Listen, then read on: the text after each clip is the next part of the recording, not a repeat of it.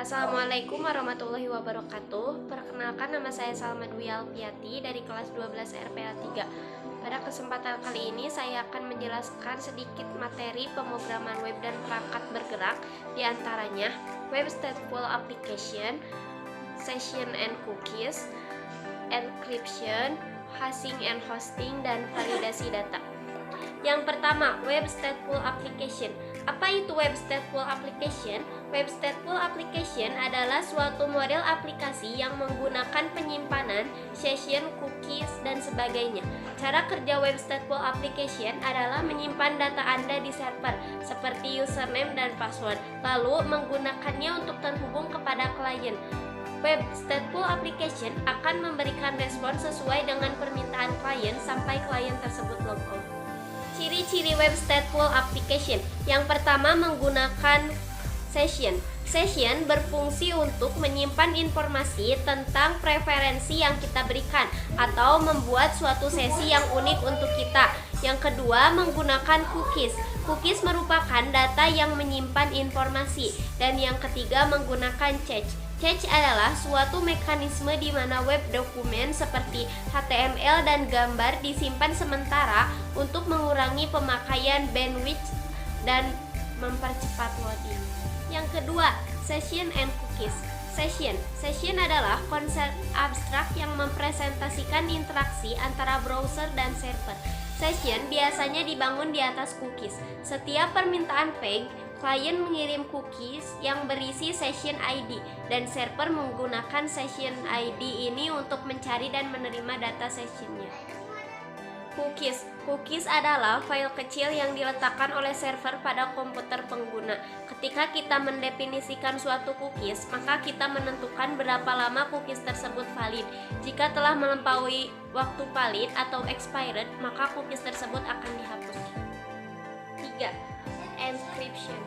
Encryption adalah cara mengubah data menjadi data tidak dapat dibaca tanpa potongan kode. Dengan begitu, pesan tersebut hanya bisa dibaca oleh orang yang memiliki pesan yang integrasinya valid dan memiliki key-nya. Prosesnya terlihat sederhana. Sebuah pesan dikonjungsikan dengan algoritma dan key yang akan menghasilkan pecahan karakter yang cukup rumit. Untuk membaca pesan itu akan sama, kita perlu key, algoritma, dan pesan yang terencryption. Mirip seperti encoding alurnya, tapi key diperlukan dan memainkan peranan penting. Dalam beberapa algoritma, biasanya juga ditambahkan hashing sebagai bagian prosesnya. Pilihannya juga banyak, dari AES, Low-Fish, RSA, dan lainnya. 4. Hashing and hosting. Apa itu hashing?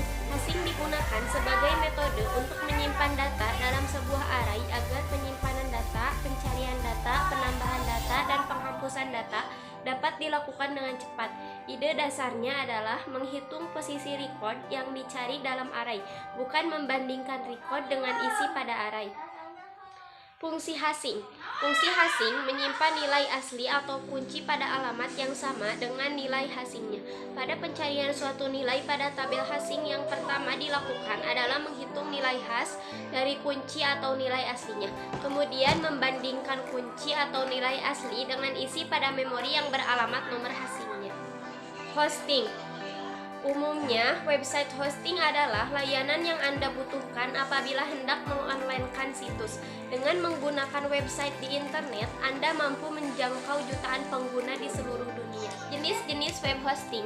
Masing-masing penyedia jasa web hosting menawarkan jenis hosting yang berbeda agar sesuai dengan keinginan dan kebutuhan klien. Berikut contoh hosting yang sering digunakan. Yang pertama, shared hosting. Shared hosting merupakan tipe web hosting yang paling banyak digunakan. Yang kedua, VPS hosting. Dengan menggunakan VPS atau Virtual Private Server Hosting, Anda masih berbagai server dengan pengguna lainnya. Yang ketiga, cloud hosting. Cloud hosting merupakan paket yang paling banyak disukai di pasaran karena literally tanpa downtime.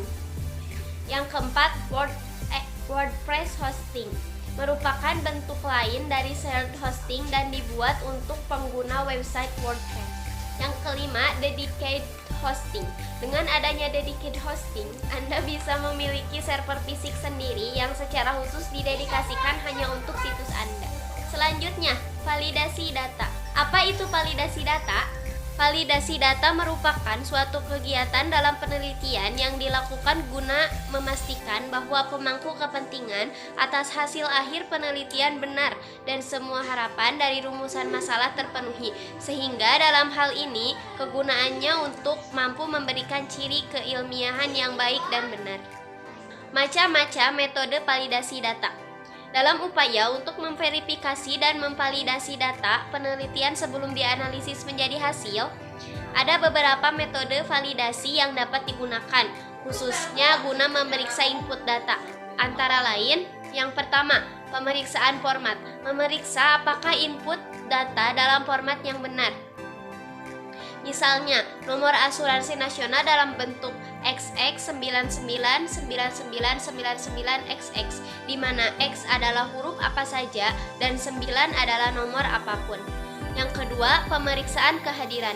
Pemeriksaan semacam ini memastikan bahwa bagian yang penting atau wajib tidak boleh dikosongkan, harus diisi. Jika seseorang mencoba mengosongkan bagian tersebut, maka pesan kesalahan akan ditampilkan dan mereka tidak akan dapat untuk melanjutkan ke langkah berikutnya. Mereka juga tidak dapat menyimpan data lain yang telah mereka masukkan. Yang ketiga, pemeriksaan tipe. Cara untuk mengkonfirmasi bahwa tipe data yang benar dimasukkan.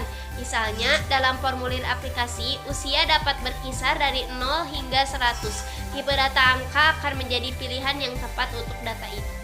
Sedangkan pencarian atau lookup ini membantu mengurangi kesalahan dalam bidang dengan daftar nilai yang terbatas. Sebagai contoh, fakta bahwa hanya ada 12 bulan dalam 1 tahun yang memastikan bahwa daftar nilai yang mungkin terbatas. Yang keempat, dengan mendefinisikan tipe data sebagai angka. Hanya angka yang diizinkan di lapangan. Misalnya, dalam hal ini adalah 18, 20, 25, dan itu akan mencegah orang memasukkan data verbal seperti 18 menggunakan huruf bukan menggunakan angka. Yang kelima, periksa digit. Ini digunakan untuk mengetahui apakah serangkaian angka telah dimasukkan dengan benar. Ada banyak cara untuk menghasilkan angka. Misalnya, sistem penomoran ISBN 10 untuk buku menggunakan divisi modulus 11, di mana ia mengeluarkan sisa dari divisi tersebut sebagai hasil dari operasi. Yang keenam, pemeriksaan panjang. Ini digunakan untuk memastikan bahwa jumlah karakter yang benar dimasukkan ke dalam bidang.